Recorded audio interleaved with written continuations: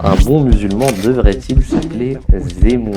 C'est le titre de cette émission. La structure de la valve du porc et de l'homme sont extrêmement proches. Si vous voulez vraiment détruire l'avenir d'un enfant, donnez-lui un téléphone.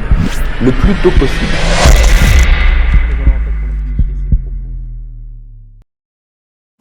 Employer des incendiaires pour construire un gratte-ciel, la proposition scientifique des athées.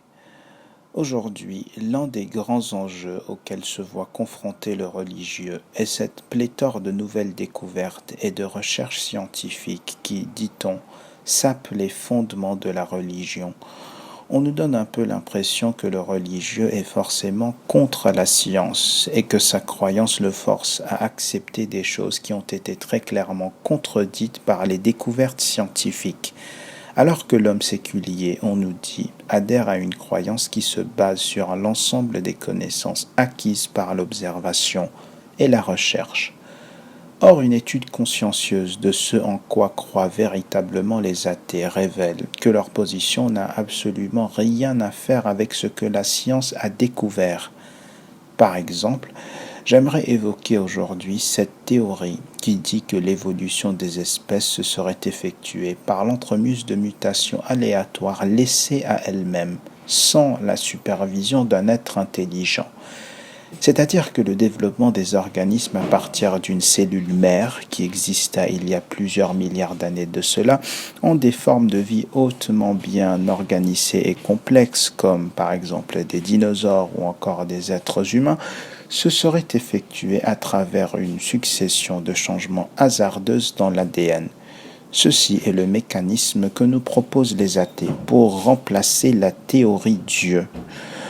Aujourd'hui, leur rhétorique consiste à dire eh bien, la science a découvert un mécanisme purement aléatoire qui permet l'évolution des espèces. Si la chance pure et simple est capable de rééditer les merveilles que les religieux attribuent à Dieu, à quoi sert Dieu ?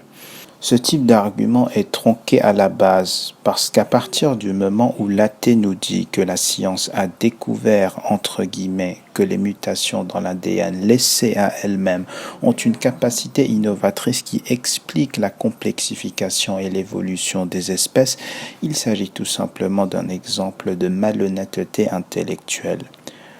Nous avons tous entendu parler du cancer et des dégâts que cause cette maladie. Eh bien, la science, dont les athées se disent être les porte-étendards par excellence, nous dit que les maladies comme le cancer sont très précisément causées par une accumulation de mutations aléatoires qui corrompent l'information contenue dans l'ADN, ce qui finit par empêcher la cellule de fonctionner comme il le faut.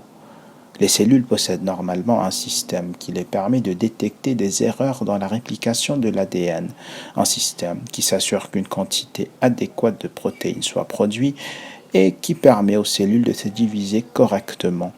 Le cancer, c'est quand des mutations aléatoires corrompent ces systèmes qui régulent la cellule, ce qui les amène à se transformer en des êtres dangereusement incontrôlables, formant ainsi des tumeurs qui finissent par mener les organes vitaux vers le dysfonctionnement et très souvent la mort. Selon l'OMS, plus de 10 millions de personnes dans le monde meurent chaque année à cause du cancer. 10 millions de vies humaines tuées en toute impunité par des mutations aléatoires. Cet agent destructeur que les athées tentent de portraiturer comme le grand créateur et innovateur en chef de l'évolution des espèces. Si la science étaye véritablement la rhétorique des athées, eh bien, que font-ils de toute cette panoplie de recherches et de découvertes scientifiques qui établissent un lien profond et direct entre les mutations aléatoires et des maladies comme l'autisme, la maladie de Huntington, la trisomie 21, la fibrome cystique et toute cette pléthore d'indispositions qui ne confèrent jamais une quelconque avantage à l'individu. Les pauvres bébés qui naissent avec des difformités congénitales et qui passent une vie souvent très difficile par la suite représentent les tristes conséquences de mutations hasardeuses dans le code génétique, c'est-à-dire l'ADN. Le vieillissement, Pourquoi l'homme ne rajeunit pas à mesure qu'il s'avance en âge? Pourquoi court-il de moins en moins vite, tombe de plus en plus malade, devient de moins en moins athlétique et souffre de plus en plus de problèmes cognitifs à mesure qu'il vieillit? Eh bien, l'un des facteurs qui contribue à cette désorganisation graduelle des facultés vitaux, aussi connue comme le vieillissement, selon les scientifiques, c'est très précisément l'accumulation de mutations dans le matériel génétique. Donc imaginez un instant le degré de charlatanisme dont sont coupables les athées qui disent au nom de la science que ce même mécanisme dont le potentiel destructeur et désorganisateur n'a eu de cesse d'être prouvé par les recherches scientifiques, ce même mécanisme s'est avéré être le constructeur, l'innovateur et l'ingénieur en chef de l'évolution des espèces. Si l'athée était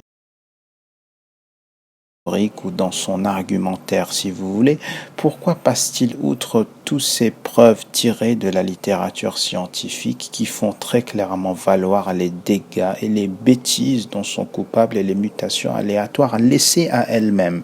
Et c'est ici que je fais un retour vers le titre de cette présentation qui est « Employer des incendiaires pour construire un gratte-ciel, la proposition scientifique des athées ».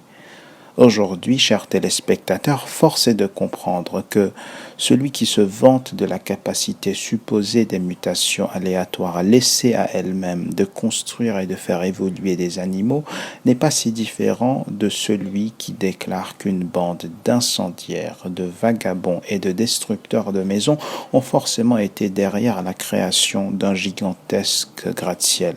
L'incendiaire et le destructeur de maisons sont des êtres qui sont bien versés dans la besogne qui consiste à réduire une maison pleinement bien faite et construite vers un état de ruine et de désorganisation.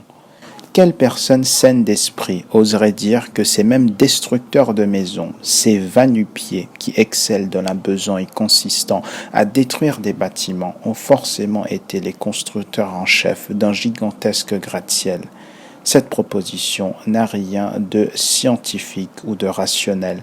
Il s'agit tout simplement d'une tentative désespérée de remplacer un Dieu créateur et innovateur par un Dieu sourd, muet, incapable de créer quoi que ce soit et de surcroît un destructeur invétéré de la complexité des espèces qui enlève des millions de vies chaque année.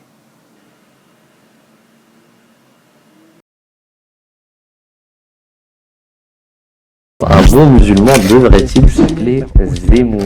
C'est le titre de cette émission. La structure de la valve du porc et de l'homme sont extrêmement proches. Si vous voulez vraiment détruire l'avenir d'un enfant, donnez-lui un téléphone. Le plus tôt possible.